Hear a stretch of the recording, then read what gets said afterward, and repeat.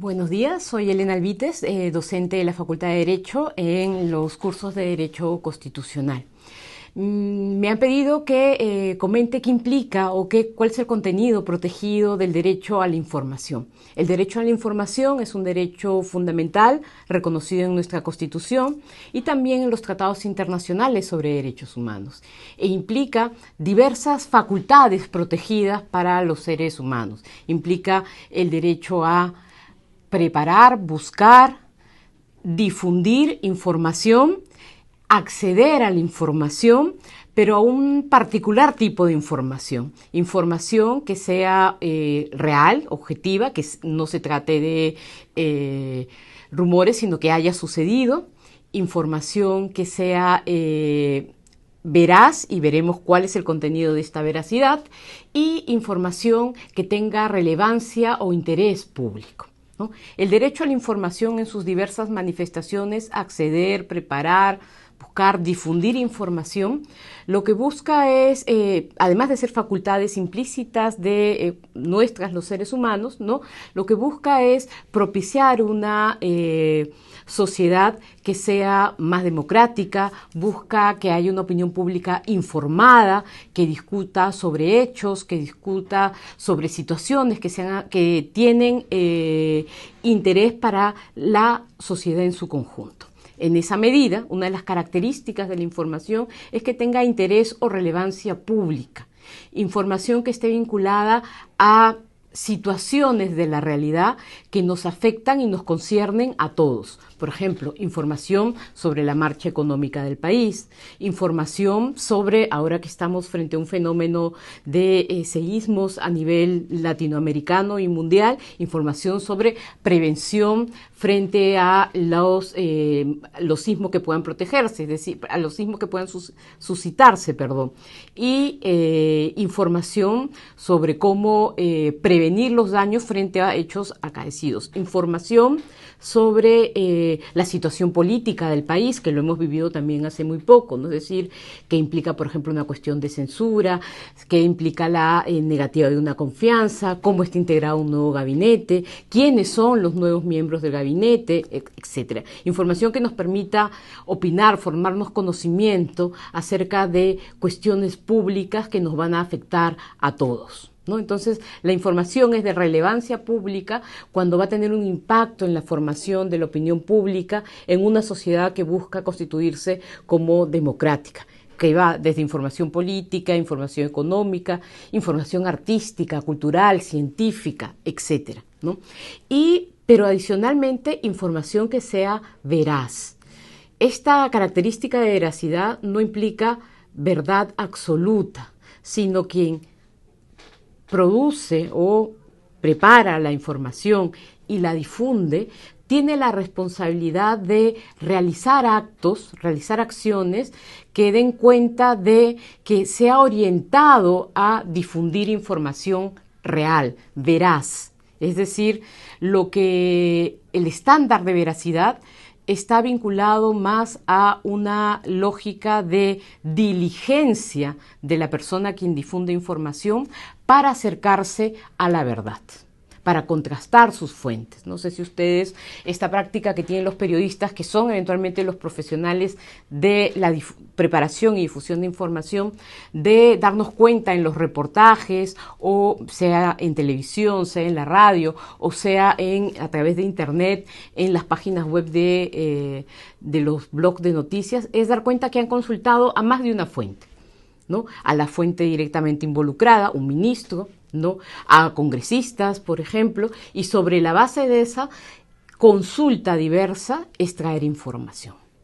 ¿Bien? Entonces, la veracidad como elemento del derecho a la información está vinculado a esa diligencia en buscarse acercar a la verdad de la información que se va a difundir. Entonces tenemos el derecho a la información como el derecho a acceder, pero también el derecho a preparar, buscar y difundir información de relevancia pública, como puede ser un accidente, por ejemplo, y además veraz, ¿no? Es un derecho importantísimo para el desarrollo de una sociedad democrática y por ende debe protegerse.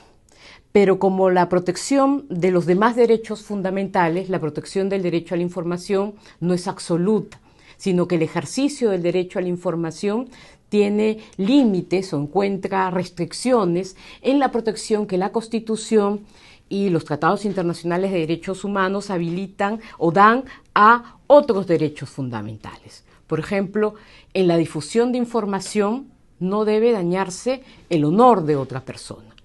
En el ejercicio de derecho a la información no está admitido la humillación, la burla con finalidad humillante o denigrante, ¿no?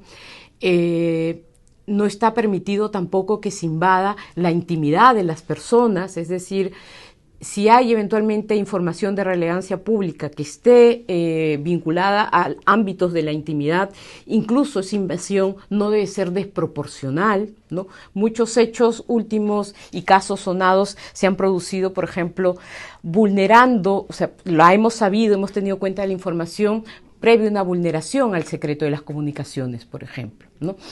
Y se debe investigar y sancionar esa vulneración del secreto de las comunicaciones porque eventualmente es una invasión de la intimidad.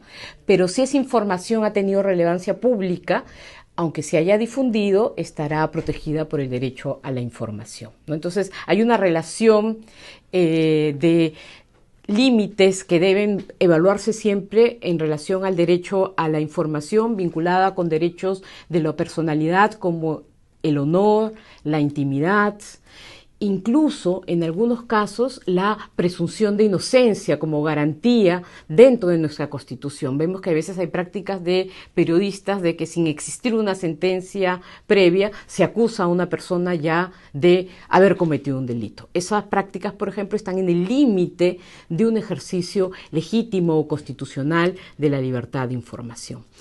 Ahora, dentro de la libertad de información o como una protección específica de la libertad de información, en nuestra Constitución hay un derecho fundamental reconocido con relación a la información que se encuentra en manos de las entidades públicas.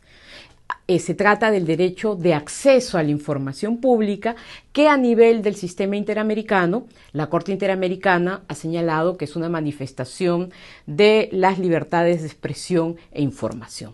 El derecho de acceso a la información pública es una protección especial para que la persona pueda acceder a información que producen o poseen las distintas entidades públicas del Estado. Es decir, información sobre el presupuesto, información sobre los contratos que firma una municipalidad o un ministerio, información sobre eventualmente las obras que se van a realizar, entre otro tipo de información de relevancia pública, ¿no? Relevancia pública y además posibilidad de controlar a través del acceso a la información las decisiones que toman nuestras autoridades de cara al bienestar general. Entonces, dentro del derecho a la información y particularmente con relación a una sociedad democrática que controla y supervisa cómo funcionan sus instituciones, hay que destacar el derecho de acceso a la información pública como una manifestación particular y relevante y un derecho fundamental específico en nuestra Constitución a ser garantizado para que la ciudadanía, las personas, ejerzan un control acerca de cómo las entidades públicas toman las decisiones y si esas decisiones están vinculadas o no al interés o bienestar general.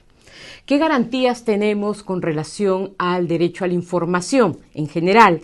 ¿No? Básicamente frente a una afectación del derecho a la información en sus dimensiones de información que sea para acceder a información pública y evitar restricciones o censuras, que es una forma de afectación de la información, está el proceso de amparo.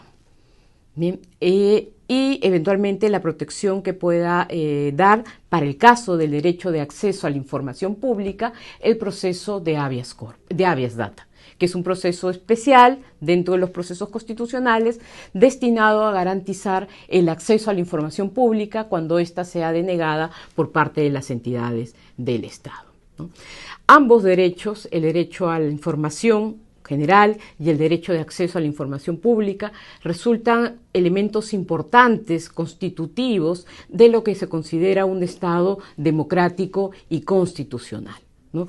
Además, ambos derechos permiten llevar a una sociedad pública, una sociedad informada y eventualmente capaz de tomar decisiones ya luego en otros ámbitos como puede ser el ámbito público o político. Muchas gracias.